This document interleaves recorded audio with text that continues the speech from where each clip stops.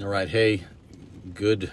Now lunchtime, everybody. I have a Sunday message for you, and it's a little bit dark, gloomy, rainy, right? If you look right above me, what do you see? You see the golden arches, right? There's a reason for it, and I just want to first of all just share with you. You know, it was crazy. I woke up this morning. Got up super energized, got up super early, went and made Swedish crepes. I always make homemade crepes and bacon and cut strawberries and all the good stuff, and special recipe scrambled eggs, and the kids love it. They came downstairs and I'm just happy, right? Just happy. The kids are all smiling. You can hear them not saying anything because they're just chomping away. And my wife said, "Hey, babe, can you even believe it's been 17 years today?" And I was like, wow. And I froze. I knew what today's day was, but I was still thinking about breakfast and the kids. And when she said it, immediately I got real silent at the table. And I'd say for a good hour and a half, just getting dressed and all of that, I was thinking about our journey, our story, and how we met. Now, the other day I shared a little bit about what happened when we moved to Nashville, but let me go back even farther. And I think that our story and how I met her is definitely an appropriate Sunday morning message or Sunday afternoon message today. So hopefully you can see me clearly, lighting, and of course, the golden arches. So about 11:20, 11:30 to this day, right? And that is, of course, the 13th of September. 17 years ago today, I met Holly. Where did I meet her? At McDonald's. That's why I wanted to have this in the background, because when I give you the details, you'll understand how powerful that is. And I know this is going to be very encouraging to somebody today. I was a bit overwhelmed because I wanted to talk, as I started thinking, I need to share this today. And it really got me, really got me. So I know I'm supposed to share this. So right before I met her, life has its curveballs. And I had found myself having to start all over again. I was living above a friend of mine's parents' house, actually in Pensacola, Florida, at the time. I want to thank David and Beverly Mayo, if you're watching this. You're fantastic and amazing parents. Were such a blessing to me, letting me stay in their place above on the top floor. And so there I am. I'm going to a church there in Pensacola, and literally had nothing. Had to start all over. There was all kinds of drama that happened at church. There was all kinds of religious nonsense that kicked in, and any of you that have been around ministry or been around the church, you know that many times, and I hate this part of it, but unfortunately you're going to find a lot of people, and I call it putting Jesus sprinkles on every action and intention that they do in order to justify and cover themselves. See, if you can put Jesus sprinkles on something even poisonous, you can pretend like it's God. And unfortunately, I had dealt with a lot of really ugly things that had happened, and people believed stuff and heard stuff which never happened. And yet, suddenly I'm closed off, and I find myself in an entirely new group of Christians, starting my life over, everything. It was just a real dark time. Why me? Are they crazy? Here I am in my 30s, and I'm having to do all this over again. I can't believe people are like this. And yet, it's at that time where everything changed. So, about 7 months prior to this McDonald's moment that I'm going to share with you, I was working for a mortgage company, or I should say, a mortgage company in Pensacola. And I was actually living in a 1990, was it a 90 model? 1990 or 95 Thunderbird, a white six-cylinder Thunderbird.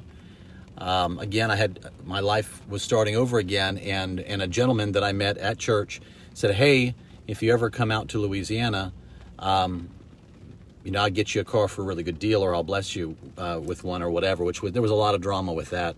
Nevertheless, it caught on fire on the way back. And I want to thank Jonathan Sneed for being such a saint, for driving all the way out to Louisiana to pick up this car that caught on fire on the way back. We put the fire out, by the way. And so that was a place that at least got me to work, and I was able to rebuild again. In my life, whenever I've had to start over, or had to, you're at a place where you're rebuilding anything, even emotionally rebuilding, I always found myself spending a tremendous amount of time reading, a lot of reading, and to rebuild my spirit, rebuild my heart, right? So there I am. I'm working for this mortgage company. There's this particular guy that was trying to buy 3 houses, and we're trying to get him, get the loan for it. And so the title company in town was, I think it was called First American Title, I think it was. I called up this title company because that was the title company that was, I guess, associated with the loan or what have you. And this girl picks up the phone. Her name is Holly. And when I started talking to her, I was absolutely, sometimes words escape you. I had such a tremendous, now this may go on for a little while. Like I said, this is a Sunday message, okay? This isn't a 10-minute video. I was absolutely overwhelmed with a profound and almost undescribable desire to make sure that she was okay. Because we would talk, and I'd hear her voice, and it was almost like it was like honey in my ears. Not in a, I want to meet this girl, have a relationship way, but it was so, there was such a sweetness and a kindness. There was so much potential that had not been realized. She was so kind, and I literally looked for excuses to call just so I could talk to her, because she was the most kind person maybe I ever met on the phone. Probably in person at that point too. And one day I faked it, and I said, "Hey, I need you to print out the entire loan, if you will, and I'm going to come." And at the time, by that point, I had a motorcycle. For any of you motorcycle enthusiasts out there, I had a all midnight blacked out FZ1, Yamaha 1000cc FZ1. And I remember I was wearing a pink shirt and some beads at this sweet young girl at church. Kelly Ward's daughter. Kelly, if you're watching, your daughter made that precious little beaded necklace for me. She's so creative. And I was wearing that, and I went and looked for an excuse to meet Holly. And when I met her, she comes out in this beautiful dress. And it wasn't one of those things where you just are like, oh my goodness, look at this person. Because I never wanted to play with anybody's hearts. I never wanted to have that silver tongue. None of that. It was purely like, who is this human being? I desperately want her to be okay and for her life to be good. What a great friend she would be. Just to be in her life at any level. Right? There was no agenda. And so I looked for an excuse to meet her, and I was very, very cautious, guarded. I never, said things, and I invited her out to coffee. And she didn't drink coffee. She'll tell you her side of the story one day. She goes, "I didn't get it." She didn't drink coffee. I said, "I'd love to take you out to coffee, just talk," because we had such fantastic conversations on the phone. Well, we missed it. She wasn't sure where I was at, because I was a kind, nice man that actually cared.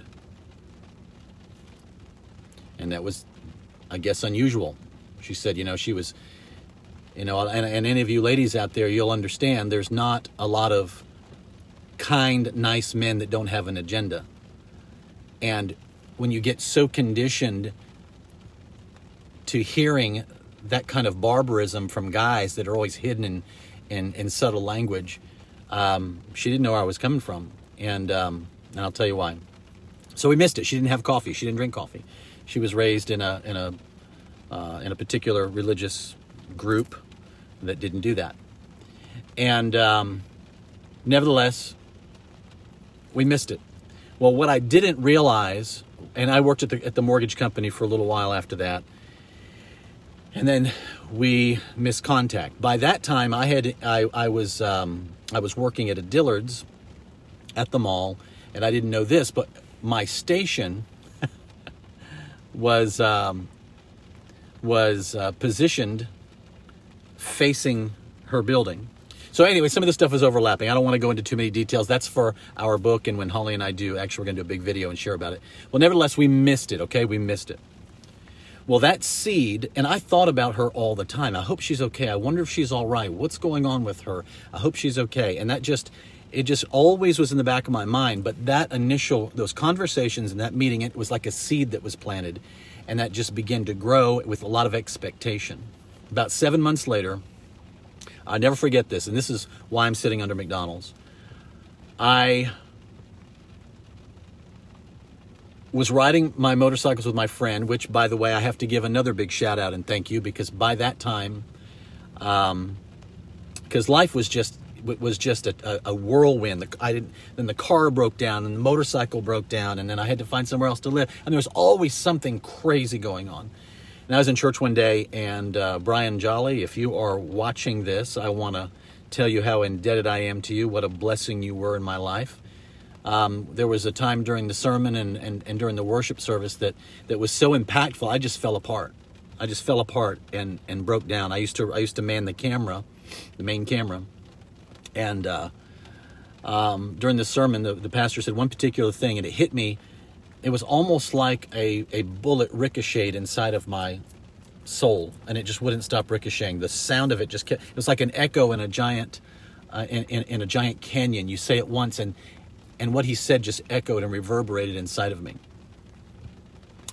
And so I literally had to stand up against the wall and just broke down crying. And he said, Brian, you said that when you looked over and you saw me, you said the Lord told you that motorcycle, which again, for you motorcycle enthusiasts, a brand new R6, a beautiful blue Yamaha R6.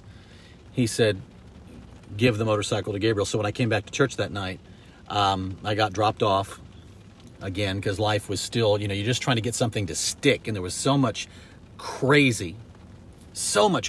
And it's amazing who and what shows up when you're down. It's amazing the voices, the accusation, the lies, and just the chaos. When you're in chaos, you find more chaos, and it was just a mess. So I show up at church that night, and Brian comes out front. And he goes, "Hey, Gabriel, would you help me for a second?" So he goes to the back of his car. I think it was a Honda Accord. I think it was, and he opens up the hood, and he said, "I need to give you something. Will you, I know he didn't say he would give you something. Will you hold this for me?" So he gives me a jacket to hold. I thought he was just having me hold his gear. And anyway, then he hands me a motorcycle jacket. He said, "Here, hold this helmet." And he said, "Here, hold this." And he shoves this title in my pocket. And then he hands me the keys, and he just looks at me. And I said, are you kidding me? That motorcycle literally became my saving grace, because it's literally how I function, live, got around. It was so reliable, so fun. So anyway, so I had this bike. I remember I had missed it when I asked Holly out for coffee months earlier. Have this motorcycle now. 30 hours, fast forward 7 months, 30 hours before I met her again, I'm riding with my friends Jonathan, a few of the guys, and I said, "Guys, I feel," and I have to tell you this because there's some people that understand really deep and profound things, and there's some people that don't. And there's not everybody you can have a deep God conversation with. There's a lot of lovely believers, and there's a lot of lovely people you can fellowship with, but there's some folks that get it, and you got to go deep, and there's only some people that can get it. That's not an indictment. That's just the way it is. And I needed somebody that really understood what I was dealing with at that point, because I said, "I don't want to even ride with you guys. Don't even want to ride with you guys anymore. I got to go." Because I told him, I said, "I'm about to meet my wife." And Jonathan's like, "Man, that is serious." And so Jonathan Sneed, thank you, my friend, for also being a beautiful saving grace in those early days for me, and letting me work with you. And and helping to provide during that whole transition for me. I can't thank you enough. And so I said, I'm about to meet my wife. So the guys left. And anyway, then I called another friend of mine. And I said, hey, Johnny, if you ever watch this video, Johnny Wilson, you changed my life, my friend. Thank you a million times over. Your mom and dad and you guys were instrumental in my life changing. So I called Johnny. I said, where are you at, buddy? I need to talk to you. And he's at a Applebee's or something like that, or Chili's, right next to the restaurant I was in, talking with Jonathan and the guys. I say, hey, they're leaving. What are you doing? Because Jonathan had to go home, and then and so I'm telling all this deep stuff to Jonathan, and then I'm like, I don't think I can even go to sleep. I don't know what I'm going to do tonight. Hey, Johnny, where are you at? So I called Johnny. He was at the restaurant next door. I called him. I said, can I talk to you for a little bit? He says, yeah, man, come to the house. Actually, there was a whole table full of Brownsville students. Anyway, if you guys remember the Brownsville revival there in Pensacola, the whole group of them, and I was a part of that in the early days. That was a really extraordinary time, history-making time. And anyway, so he's there, and he says, hey, just come to the house. He says, you're really dealing with something. I have these incredible teachings on faith. And he says, let's just make some coffee and talk and play these videos, man. He says, because you really need, I think you need to hear this. So we're listening to the videos. We're talking all night. And then, we crashed out. Next morning, I said, hey, man, thanks for letting me spend the night at your house. I've got to go. I forget where I had to go. And he goes, hey, listen. And so he starts reaching around his pockets. And he said, hey, do you ever go to McDonald's? I said, well, yeah, I go to McDonald's. I love McDonald's. And he goes, hey, I've got and he reaches in his wallet, right? Reaches in his wallet, and he has like one coupon from McDonald's. And that coupon from McDonald's was for a Quarter Pounder meal that you tore off the side of the French fry box with the Monopoly games, right? And he said, hey, if you're hungry, man, maybe you can use this. And it was literally an afterthought as I'm about to ride off. He said, my dad gave me a few. I've got one left. So next day, so 30 hours later, now it's, just a few hours later, I'm starting to get hungry, had some things to do. And then I said, man, I'm really hungry. I was low on gas, had just a few dollars, but didn't want to spend it. I thought, wait a minute, I have a McDonald's coupon. And by this time, I'm so shaken up for that couple weeks, and then up to 30 hours. And then even to this day that I went over to McDonald's with that coupon, I was so shaken up on the inside because I knew I was about to meet my wife. I don't know how to explain it. That is exactly what I knew. I'm about to meet the one. But it was like this confirmation in the background. It wasn't something that was really loud. It was just a driving force.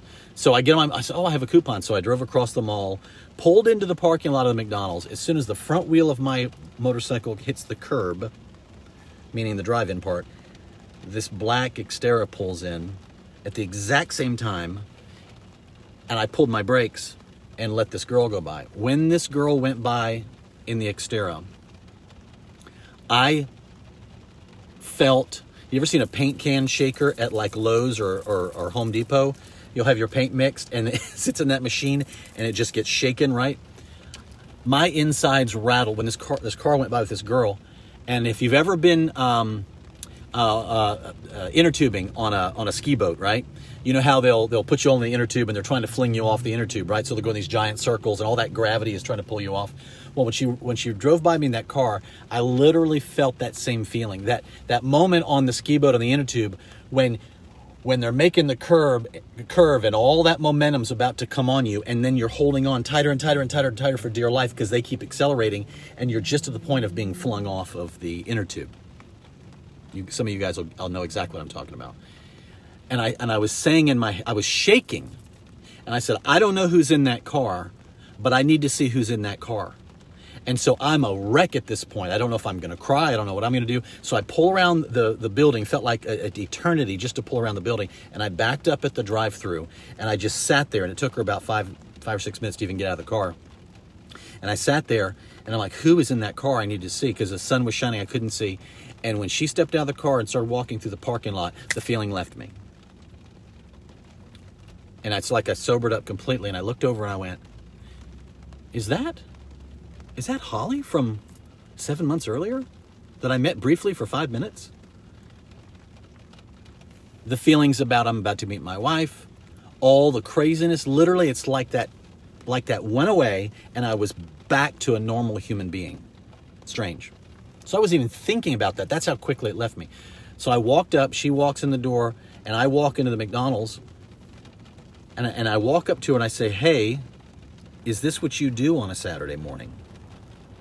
And she looks at me and she goes, Gabriel? I said, hey, how are you, Holly? What's going on? I said, are you going to be here for a few minutes? Let's talk. So I got my little quarter pounder meal and we sat out in the playground at those little tiny mini tables, and we talked and we talked and we talked and we talked and we talked. Lots of refills, whatever. Then we sat in her car. She didn't drink coffee, so we went to Starbucks next door. Got a coffee. She might have gotten a tea. That I don't remember. Maybe she tried coffee that time. And we sat in her Xterra and talked for another couple hours. And she had her radio on a CD playing, and I think she hit a button or something happened. And we're talking about life and God and what's important and just where she's been and what's been going on with her and my what I was dealing with, and we were just talking as friends. And that's why I put a hashtag here. So if Faith Hill, if you ever watch this video, you'll know how powerful your song was. It was a conduit. But Love is a Sweet Thing by Faith Hill started playing on her radio. So Holly's driving, I'm sitting in the passenger seat. We're just parked there between the McDonald's and the Starbucks. And guys, the Holy Spirit hit that car.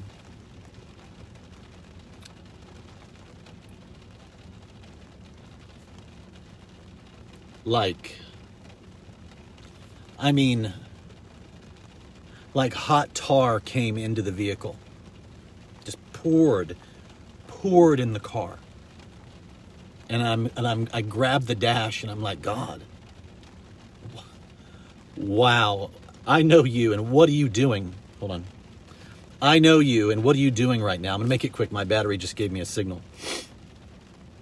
And she scared her to death, because anything about God or the Holy Spirit, of course, she was taught that was all wicked or demonic or whatever, figures. Anything that can set you free is always pegged as demonic in order to hide the very thing that can bring deliverance to the person that needs it.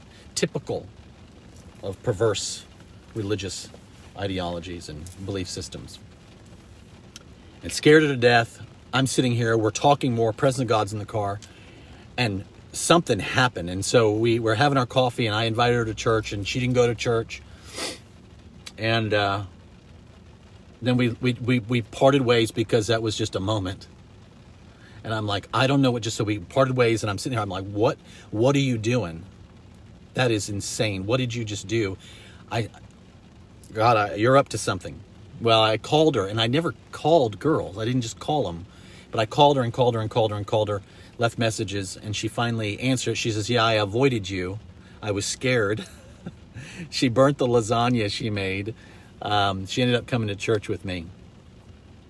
And anyway, from the time, she avoided me for 2 days, but for the entire week, she asked me questions about God, about the Holy Spirit, about relationship with the Lord, and I shared everything in my heart, every experience I ever had. We talked all night. We barely slept for days, not an exaggeration, days. I couldn't, when she did have to go to work, we talked 20 times a day. I couldn't wait for her to get off of work because we'd talk some more, and invited her to church. And one day after church, the 21st day of September. So if those of you remember that song, do you remember the 21st, I guess it says night of September, but the 21st day of September at the Mexican restaurant on 29 in Cantonment, Florida, Danielle and Ken and Danielle, if you're watching, it changed my life, my friends. Ken and Danielle and myself, we were all talking about God at the table, and Holly said, you know what, I want him in my life. And she surrendered right there at the Mexican restaurant. Of course, everybody in the restaurant freaked out because we're sitting there praying. And then actually some days later, she had an extraordinary encounter with the Holy Ghost. extraordinary encounter where he literally rebuilt her in about 45 minutes when he touched her as powerfully as she did. She literally got up a different human being. She got up with every umbilical cord, tentacle, root, demonic nonsense. You know how it is, all the violators. You take something, anybody of you know Holly. Here's this precious angel of a human being, and every satanic and worthless situation, person, just so much demonic garbage was around her, just waiting for a moment to destroy her. She didn't want to live. Contemplated that for years. But anyway, now let me back up a little bit. At McDonald's, what you don't know yet is that the night before I met her at McDonald's, she had left, I guess it was Applebee's. She said she had too much to drink, and that was not like her. But that particular night, I guess after work, everybody was working, and she was terrified. She says, I was scared to death in my car. I was terrified. My life was in a disaster. I didn't want to live anymore. Even my coworkers were ready to sell me out. Families, friends, everybody's ready to sell her out, destroy her. Didn't matter. Everybody. Just let me see if we can destroy, use, defile, and ruin Holly. Isn't that interesting? Isn't that interesting how the precious and the sweet and the innocent and the gifted are always attacked? Anyway, God is a champion, and he snatched her out of the fire. But she pulls over and she goes, God, Jesus, whoever you are, I can't live like this anymore. I need you to do something in my life. I need you. And it was like this, she said it was like a measly, just like a desperate looking for words. So she has enough energy to go home. Goes home. She says she woke up the next day refreshed, excited, and decided to go all the way across the city to get her nails done and to go to McDonald's. And that's the very McDonald's that I pulled up at.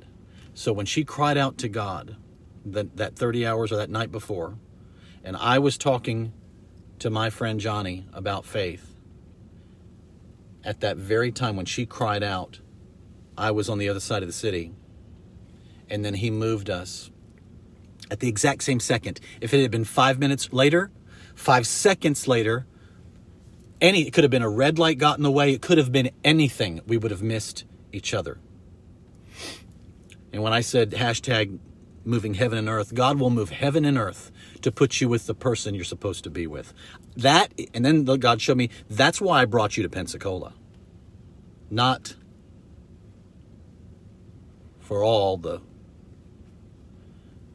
I brought you to Pensacola to meet her. And she and I should have met years earlier. We should have. We missed each other time and time and time again. But God is jealous for his plans and his purposes to be accomplished in your life. He'll move heaven and earth for you. He'll give somebody a coupon for a quarter-pounder meal at a McDonald's and strike hunger in their tummy so that you can drive up to the entrance of the store at the exact time to meet the person that will not only change your life forever, snatch them out of the fire, save her, deliver her. She rebuilt me. I rebuilt her. Our precious children, our business, countless thousands of lives in many, many countries all over the, in countries all over the world. Our example, our testimony. And that was what happened today around lunchtime on September 13th, 17 years ago. I met Holly, and her whole life transformed. My whole life transformed. And then after he cut all the garbage away from us in those early days and months, then he thrust us, literally, it was almost like he ejected us out of Pensacola. And then you heard my video from the other day when we were up in Brentwood with a car somebody had given us, because we literally cut away everything in our lives. And every item, every object, every memento, every token, every piece of anything we had, that I had or she had before each other, we eliminated out of our lives. Because those of you that leave father and mother and children in fields and lands and vineyards, why does he name everything? Family, friends, things, positions. Those of you that leave these things for my sake, not only will I give you 100-fold in this life, but also in the life to come, of course, eternal life. God, he can... I'm telling you something, what God puts together, let no man pull apart. And many of you have had to, or will have to, or in the middle of, literally cutting away the very lifelines that are strangling and have access to your heart and your life. There is big things for you. God is jealous for you. He is faithful to accomplish that good work in which he began in you. He moved heaven and earth for us. I mean, benevolence from people, kindness from people, balm on my soul to rebuild my heart. Conversations, moments for her, an eking out at night before she gets home saying, Jesus, God, whoever you are. Literally, he goes, that's all I was looking for. That's all I needed. You said it, yes. And he took that and changed her entire life with one outcry. And here we are today, 17 years later, thinking about all of our testimony, that people all the critics we've outlived, all of the devils we've stomped into the ground, all of the hurdles we've had to overcome, all the opinions of people, and life and business and friendships and everything else. And we stand here today telling you that he is victorious. And I'm going to tell you something, guys. If you're going to live a life that is abundant, you better be hungry for his purposes more than you want your next breath. You want him fighting for you. If I had known who she was, and if I had known that that is who God had for me in my life, I would have sat on a desert island until I was 32, 33, whatever it was, when I met her. I think it was 33, wasn't it? No, I had 8 in at 33. But it's just crazy, folks. And I hope this message is encouraging to you. I told you it's my Sunday sermon, my Sunday message. You need to hear our story, and there's so much more. I mean, how we got married, what he did, how he moved in those arenas, how he provided for us. I mean, every single step of the way. And being mindful of, that's why when she said, did you know that today, 17 years ago, we met, and this was like at 11:20, at the McDonald's, and I literally, it hit me at the table, and I was frozen, and I was shaken up, and I said, I've got to get out of the house. So I got dressed, went up to the Container Store up at Green Hills, but there was a mile of people all wearing masks, looking like they were in ski clothing. I'm like, I am not dealing with this. I'm going to go cut this video, and because that's what you guys needed to hear today. I needed to say it, and you needed to hear it. Let him move heaven and earth for you. Let him restore you. Let him strip away every venomous, diabolical, wicked agenda that's ever tried to ensnare itself around you. Remember, any man can count the seeds in an apple, but God counts the apples in a seed. When you pull a seed out, human thinking says, oh, there's 6 or 8 seeds in the apple. God thinking says within that seed are thousands of acres of harvest to feed the world with. And that's who you are. He sees what's in you. He sees what's in your seed. He sees your potential. And so I just wanted to share that with you all today. Again, a small snippet, a very small snippet of just how thankful we are that he has fought for us like he has. He's no respecter of persons. If he'll do it for me, if he'll do it for Holly,